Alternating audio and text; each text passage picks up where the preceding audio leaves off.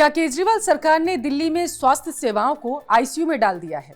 क्या दिल्ली का health system पूरी तरीके से ध्वस्त हो चुका है? क्योंकि कैग की रिपोर्ट में दिल्ली के स्वास्थ्य सेवाओं की पोल खोल चुकी है। रिपोर्ट में कहा गया है कि दिल्ली के 14 अस्पतालों में आईसीयू नहीं है, जबकि 12 अस्पतालों में एम्बुलेंस ही नहीं है।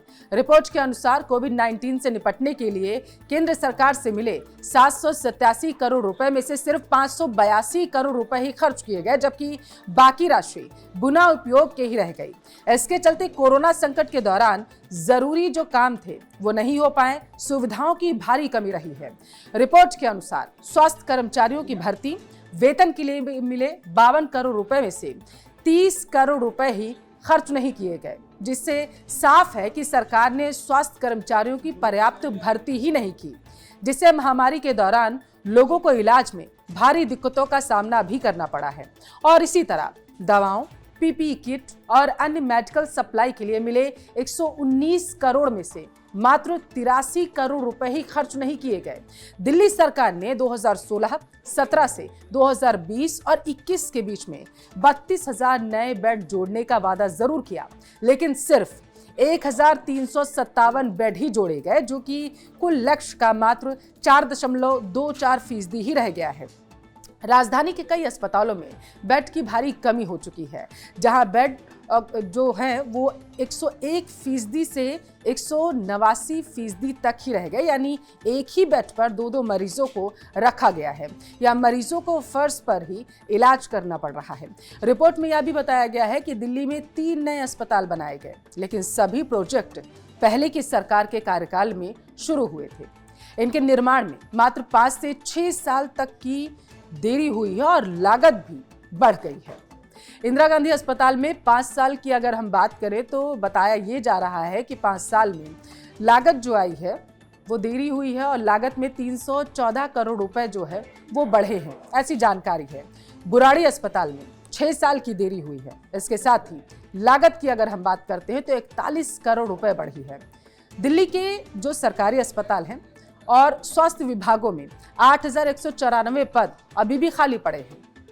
नर्सिंग स्टाफ की 21% और पैरामेडिकल स्टाफ की लगभग 38% कमी देखी गई।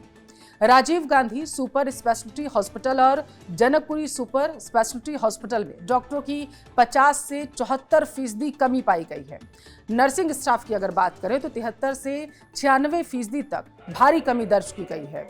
लोकनायक अस्पताल के लिए सर्जरी के लिए बताया जा रहा है कि 2 से 3 महीने और बर्न और प्लास्टिक सर्जरी के लिए 6 से 8 महीने का इंतजार करना पड़ता है।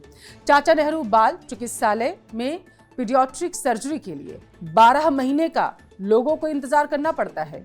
जरूरी सेवाओं की कमी, बदहाल मोहल्ला क्लिनिक, हालात तो और भी ज्यादा इससे अब खस्ता हाल हो चुके हैं, बदतर है हालात। 27 अस्पतालों में से बताया जा रहा है 14 में आईसीयू सेवा ही उपलब्ध नहीं है। 16 अस्पतालों में ब्लड बैंक की सुविधा लोगों को नहीं मिल रही थी। 8 अस्पतालों में ऑक्सीजन सप्लाई नहीं थी। 8 अस्पतालों में ऑक्सीजन सप्लाई नहीं होने की वजह से लोगों को परेशानी का सामना करना पड़ा। 12 अस्पतालों में एम्बुलेंस की सुविधा ही नहीं है, जिसकी वजह से लोगों को दिक्कत हुई। CATS एम्बुलेंस में जरूरी उपकरणों के बिना जो है ये चलाई जा रही है। मोहल्ला क्लिनिक की स्थिति भी खराब पाई गई है। 21 मोहल्ला क्लिनिक में शौचालय नहीं, 15 क्लिनिक्स में बिजली बैकअप की सुविधा ही नहीं पाई गई है। 6 क्लिनिक में डॉक्टर्स के लिए टेबल तक नहीं रखे गए हैं। 12 क्लिनिक में दिव्यांगों के लिए कोई सुविधा नहीं थी। और बताया अब ये जा रहा है कि कैग रिपोर्ट ने दिल्ली की जो स्वास्थ्य सेवाएं हैं उसकी पोल खोल कर रख दी। सेवाओं की हकीकत उजागर कर दी गई है। कोविड काल में सरकार द्वारा मिले फंड का सही तरीके से इस्तेमाल नहीं किया गया। अस्पताल में जरूरी सुविधाओं की भारी कमी देखी गई है।